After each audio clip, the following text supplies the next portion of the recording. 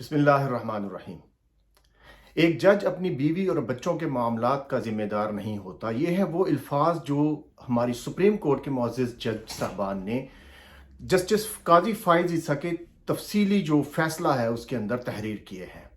افسوسناک بات یہ ہے کہ یہی وہ عدلیہ ہے جس نے پہلے ہمارے جو کرپشن کے معاملات کے فیصلے سنائے، نہ صرف بلکہ آئندہ بھی جو سرکاری ملازمین کی کرپشن کے فیصلے آئیں گے وہ ان کے پاس آئیں گے۔ اب اس فیصلے کے نتیجے میں ہوگا یہ کہ یہ ایک پریسیڈنٹ سیٹ کر دی گئی ہے کہ کوئی بھی ملازم، کوئی بھی سرکاری ملازم اگر وہ کرپشن کر کے اپنا پیسہ اپنے بیوی یا بچوں کے نام کے اوپر رکھواتا ہے تو اس کو اس پریسیڈنٹ کے تحت پوچھا نہیں جا سکتا کہ یہ مال آپ کے پاس کہاں سے آیا۔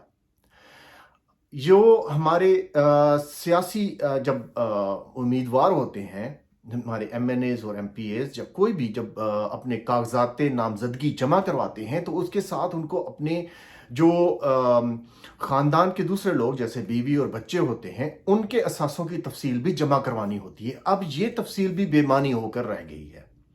جو ہمارے قانونی جو لائرز ہیں وہ بھی اس کے اوپر بات کر رہے ہیں، فروغ نسیم نے بھی اس کے اوپر بات کی جو کہ وزیر قانون ہیں۔ لیکن یہاں پر جو میں آپ سے دو چیزیں شیئر کرنا چاہتا ہوں وہ ایک حدیث ہے جس کے الفاظ کچھ یوں ہیں: کلکم راع و کلکم مسئول عن رعیتہ، تم میں سے ہر کوئی حکمران ہے اور اس سے اس کی رعیت کے بارے میں سوال کیا جائے گا۔ اس کے علاوہ سورۃ النساء کے اندر 34ویں آیت جو شروع ہوتی ہے تو اس میں اللہ تعالیٰ ارشاد فرماتا ہے الرجال قوامون علی النساء، یعنی جو مرد ہیں وہ عورتوں کے اوپر حکمران ہیں۔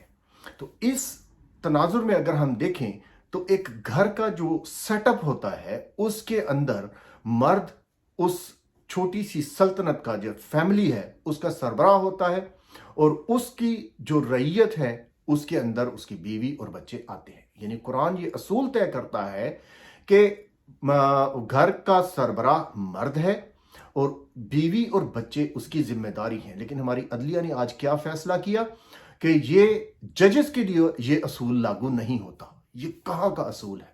کس اصول کے تحت ہماری جو عدلیہ ہے وہ فیصلے کر رہی ہے؟ آپ اگر میری یوٹیوب چینل میں اگر آپ پچھلی ویڈیوز دیکھیں، سب کے اندر میرا رونا ایک ہی ہے کہ خدا کے واسطے قانون ایسا لے کے آئیں، ایسی چیزیں کریں جو تمام لوگوں کے اوپر ایکول اپلائی ہوں۔ یہ نہیں ہونا چاہیے کہ اشرافیہ کے لیے قانون الگ اور عام عوام کے لیے قانون الگ ہو۔ لیکن اب یہاں پر یہ جو تقسیم ہے بہت زیادہ واضح ہوتی جا رہی ہے۔ پہلے یہ صرف جو تھی وہ ہماری اسٹیبلشمنٹ کے لیے تھی، ہمارے جو ایک بلکہ اس قسم کا ایک قانون باقاعدہ اسمبلی کے اندر پاس ہو چکا ہے جس کے اوپر میں نے آواز اٹھائی کہ آپ فوج کے اوپر کوئی بات نہیں کر سکتے۔ اب یہ ہماری مقدس جو گائے ہیں، جو ہماری ہولی کاؤز ہیں، ان کے اندر ایک اور اضافہ، ججز کے اوپر بھی آپ کوئی بات نہیں کر سکتے۔ پہلے بھی یہ اصول اس کے ملتا جلتا تھا، لیکن اب اس کو مزید اس کے اندر ایڈیشنز کر دی گئی ہیں کہ آپ ججز تو کیا ان کے بیوی بچوں کے ذمہ داری نہیں ہے، ان سے بھی نہیں پوچھ سکتے۔ تو یہ ایک بہت ہی غلط فیصلہ ہے، اسلام کے اصولوں کے بالکل منافی ہے، حتیٰ کہ جو پاکستان کے اندر رائج قوانین ہیں ان کے بھی منافی ہے۔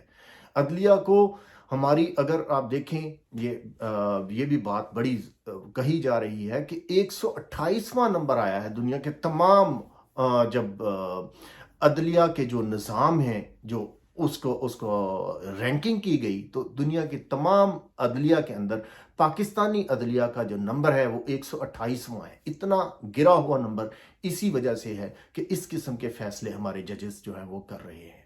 حالانکہ ہمارے ججز کو اگر آپ دیکھیں ان کو بہت زیادہ مراعات، پروٹوکولز اور ان کی جو تنخواہ اور حتیٰ کہ پینشن بھی بہت زیادہ رکھی گئی ہے۔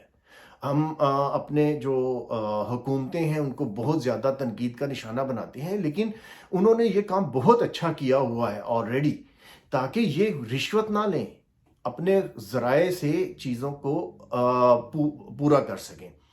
اس کو ڈسکریج کرنے کے لیے ان کو اتنی زیادہ جو ہے تنخواہیں اور مراعات دی گئی ہیں، لیکن انفارچونیٹلی جو فیصلے آ رہے ہیں وہ بالکل پاکستانی قوانین اور اسلامی قوانین کے مخالف ہیں۔ اس کے ساتھ ہی میں آج آپ سے اجازت چاہوں گا، برائے مہربانی اس کو شیئر کریں، یہ پیغام، یہ ہمیں جو غلط چیز ہے اس کے اوپر ضرور آواز اٹھانی چاہیے تاکہ جو غلط کام کرنے والے ہیں ان تک یہ چیز پہنچ سکے۔ السلام علیکم۔